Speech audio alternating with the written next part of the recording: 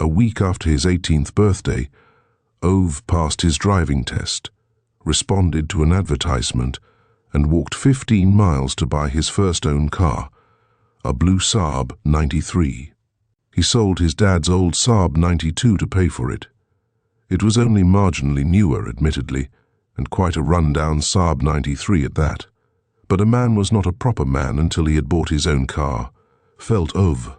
And so it was. It was a time of change in the country. People moved and found new jobs and bought televisions, and the newspapers started talking about a middle class. Ove didn't quite know what this was, but he was well aware that he was not a part of it. The middle classes moved into new housing developments with straight walls and carefully trimmed lawns, and it soon grew clear to Ove that his parental home stood in the way of progress. And if there was anything this middle class was not enamored of, it was whatever stood in the way of progress. Ove received several letters from the council about what was called the redrawing of municipal boundaries. He didn't quite understand the content of these letters, but he understood that his parental home did not fit among the new-built houses on the street. The council notified him of their intention to force him to sell the land to them so the house could be demolished and another built in its place. Ove wasn't sure what it was that made him refuse. Maybe because he didn't like the tone of that letter from the council, or because the house was all he had left of his family. Whatever the case, he parked his first very own car in the garden that evening and sat in the driver's seat for several hours, gazing at the house. It was, to be blunt, decrepit. His father's specialty had been machines, not building, and Ove was not much better himself. These days he used only the kitchen and the little room leading off it, while the entire second floor was slowly being turned into a recreational stamping ground for mice. He watched the house from the car, as if hoping that it might start repairing itself if he waited patiently enough. It lay exactly on the boundary between two municipal authorities, on a line on the map that would now be moved one way or the other. It was the remnant of an extinguished little village at the edge of the forest, next to the shining residential development into which people wearing suits had now moved with their families. The suits didn't like the lonely youth in the house due for demolition at the end of the street. The children were not allowed to play around Ove's house. Suits preferred to live in the vicinity of other suits, Ove had come to understand. He had nothing against that, of course, but they were the ones who had moved into his neighborhood, not the other way around. And so, filled with a kind of strange defiance that made Ove's heart beat a little faster for the first time in years, he decided not to sell his house to the council. He decided to do the opposite, repair it. Of course, he had no idea of how to do it. He didn't know a dovetail joint from a pot of potatoes.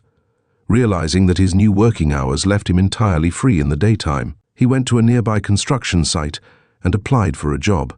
He imagined this must be the best possible place to learn about building, and he didn't need much sleep anyway. The only thing they could offer him was a laboring job, said the foreman. Ove took it. So he spent his nights picking up litter on the line heading south out of town. Then, after 3 hours of sleep, he used what time remained to dart up and down the scaffolding, listening to the men in hard hats talking about construction techniques. One day a week he was free, and then he dragged sacks of cement and wooden beams back and forth for 18 hours at a stretch, perspiring and lonely, demolishing and rebuilding the only thing his parents had left him apart from the Saab and his father's wristwatch. Ove's muscles grew, and he was a fast learner. The foreman at the building site took a liking to the hard-working youth, and one Friday afternoon took Ove to the pile of discarded planks, made to measure timber that had cracked and was due for burning. If I happen to look the other way, and something you need goes walking, I'll assume you've burned it, said the foreman, and walked off. Once the rumors of his house building had spread among his older colleagues, one or other of them occasionally asked Ove about it. When he damaged the wall in the living room, a wiry colleague with wonky front teeth, after spending 20 minutes telling Ove what an idiot he was for not knowing better from the start, taught him how to calculate the load-bearing parameters. When he laid the floor in the kitchen, a more heavy-built colleague with a missing little finger on one hand, after calling him a bonehead 3 dozen times, showed him how to take proper measurements. One afternoon, as he was about to head home at the end of his shift, Ove found a little toolbox full of used tools by his clothes. It came with a note that simply read, "To the puppy." Slowly the house took shape, screw by screw, and floorboard by floorboard. No one saw it, of course, but there was no need for anyone to see it. A job well done is a reward in its own right, as his father always used to say. He kept out of the way of his neighbors as much as he could. He knew they didn't like him, and he saw no reason to give them further ammunition. The only exception was an elderly man and his wife who lived next door to Ove. This man was the only one on their whole street who did not wear a tie. Ove had religiously fed the birds every other day since his father died. He only forgot to do it one morning. When the following morning he came out to compensate for his omission, he almost collided headfirst into the older man by the fence under the bird table. His neighbor gave him an insulted glance. He had birdseed in his hands. They did not say anything to one another. Ove merely nodded, and the older man gave him a little nod back. Ove went back into his house, and from that time on made sure he kept to his own days. They never spoke to one another. But one morning when the older man stepped onto his front step, Ove was painting his fence, and when he was done with that, he also painted the other side of the fence. The older man didn't say anything about it, but when Ove went past his kitchen window in the evening, they nodded at one another. And the next day, there was a home-baked apple pie on Ove's front step. Ove had not eaten homemade apple pie since his mother died. Ove received more letters from the council. They became increasingly threatening in their tone and displeased that he still hadn't contacted them about the sale of his property. In the end, he started throwing the letters away without even opening them. If they wanted his father's house, they could come here and try to take it, the same way Tom had tried to take that wallet from him all those years ago. A few mornings later, Ove walked past the neighbor's house and saw the elderly man feeding the birds in the company of a little boy. A grandchild of his, Ove realized. He watched them surreptitiously through the bedroom window. The way the older man and the boy spoke in low voices with each other, as if they were sharing some great secret. It reminded him of something. That night he had his supper in the Saab. A few weeks later, Ove drove home the last nail in his house, and when the sun rose over the horizon, he stood in the garden with his hands shoved into the pockets of his navy trousers, proudly surveying his work. He discovered that he liked houses, maybe mostly because they were understandable. They could be calculated and drawn on paper. They did not leak if they were made watertight. They did not collapse if they were properly supported. Houses were fair. They gave you what you deserved, which unfortunately was more than one could say about people. And so, the days went by. Ove went to work and came home and had sausages and spuds. He never felt alone despite his lack of company. Then one Sunday, as Ove was moving some planks, a jovial man with a round face and an ill-fitting suit turned up at his gate.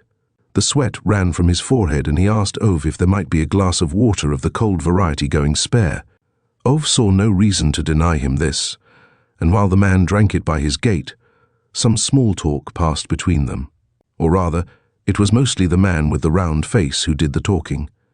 It turned out that he was very interested in houses. Apparently he was in the midst of doing up his own house in another part of town. And somehow the man with the round face managed to invite himself into Ove's kitchen for a cup of coffee. Obviously Ove was not used to this kind of pushy behavior, but after an hour-long conversation about house building, he was prepared to admit to himself that it wasn't so unpleasant having a bit of company in the kitchen for a change. Just before the man left, he asked in passing about Ove's house insurance. Ove answered candidly that he'd never given it much thought. His father had not been very interested in insurance policies. The jovial man with the round face was filled with consternation, and he explained to Ove that it would be a veritable catastrophe for him if something happened to the house. After listening carefully to his many admonishments, Ove felt bound to agree with him. He had never given much thought to it until then, which made him feel rather stupid now. The man then asked if he might use the telephone. Ove said that would be fine. It turned out that his guest, grateful for a stranger's hospitality on a hot summer's day, had found a way of repaying his kindness, for it transpired that he actually worked for an insurance company and was able to pull some strings to arrange an excellent quotation for Ove. Ove was skeptical at first. He asked again about the man's credentials, which he was happy to reiterate. He then spent a considerable amount of time negotiating a better price. "You're a tough businessman," said the man with the round face with a laugh. Ove felt surprisingly proud when he heard this. A tough businessman. The man then glanced at his watch, thanked Ove, and said he'd best be on his way. As he left, he gave Ove a piece of paper with his telephone number and said that he'd very much like to come by another day and have some more coffee and talk some more about house renovation. This was the first time anyone had ever expressed a wish to be Ove's friend. Ove paid the man with the round face the full year's premium in cash. They shook hands. The man with the round face never contacted him again. Ove tried to call him on one occasion, but no one answered. He felt a quick stab of disappointment, but decided not to think about it again. At least when salesmen called from other insurance companies, he was able to say without any bad conscience that he was already insured, and that was something. Ove continued avoiding his neighbors. He didn't want any problems with them, but unfortunately the problems seemed to have decided to seek out Ove instead. A few weeks after his house repairs were finished, one of his suited neighbors was burgled. It was the second burglary in the area in a relatively short period. The suits got together early next morning to deliberate on that young rascal in the condemned house, who must have had something to do with it. They knew very well where he'd got the money for all that renovation. In the evening, someone stuck a note under Ove's door, on which was written, "Clear off if you know what's good for you." The night after that, a stone was thrown through his window. Ove picked up the stone and changed the glass in the window. He never confronted the suits, saw no purpose in it, but he wasn't going to move either. Early the next morning, he was woken by the smell of smoke. He was out of his bed in an instant. The first thing that came into his head was that whoever had thrown that stone had apparently not finished yet. On his way down the stairs, he instinctively grabbed a hammer. Not that Ove had ever been a violent man, but you could never be sure, he decided. He was wearing only his underpants when he stepped onto the front veranda. All that lugging of construction materials in the last months had turned Ove into an impressively muscular young man, without him even noticing. His bare upper body and the hammer swinging in his clenched right fist made the group gathered in the street momentarily take their eyes off the fire and instinctively take a step back. And that was when Ove realized that it was not his house that was burning, but his neighbor's. The suits stood in the street, staring like deer into headlights. The elderly man emerged out of the smoke, his wife leaning on his arm. She was coughing terribly. When the elderly man handed her over to one of the suits' wives, and then turned back towards the fire, several of the suits cried out to him, telling him to leave it. "It's too late. Wait for the fire brigade," they roared. The elderly man didn't listen. Burning material fell over the threshold as he tried to step inside into a sea of fire. Ove stood in the face of the wind by his gate and saw how scattered glowing balls had already set the dry grass alight between his house and the neighbors. For a few long drawn-out seconds he evaluated the situation as best he could. The fire would be all over his house in a few minutes if he didn't charge off to get the water hose at once. He saw the elderly man trying to push his way past an overturned bookcase on his way into the house. The suits shouted his name and tried to make him stop, but the elderly man's wife was screaming out another name, their grandchild. Ove rocked on his heels as he watched the embers stealing their way through the grass. In all honesty, he was probably not thinking so much about what he wanted to do, but about what his father would have done. And as soon as that thought had taken root, there was not much choice about it. He muttered, irritated, looking at his house a last time, instinctively calculating to himself how many hours it had taken to build it, and then he ran towards the fire. The house was so filled with thick, sticky smoke that it was like being struck in the face with a shovel. The elderly man struggled to move the fallen bookcase, which was blocking a door. Ove threw it aside as if it were made of paper and cleared away up the stairs. By the time they emerged into the light of dawn, the elderly man was carrying the boy in his soot-covered arms. Ove had long, bleeding grazes across his chest and arms. The bystanders just ran around, panicking, screaming. The air was pierced by sirens. Uniformed firemen surrounded them. Still wearing only his underpants and with aching lungs, Ove saw the first flames climbing his own house. He charged across the lawn but was immediately stopped by a group of firemen. They were everywhere all of a sudden, refused to let him through. A man in a white shirt, some sort of chief fireman as Ove understood it, stood before him with his legs wide apart and explained that they couldn't let him try to extinguish the fire in his own house. It was much too dangerous. Unfortunately, the white shirt explained after that, the fire brigade could not put it out either, until they had the appropriate permissions from the authorities.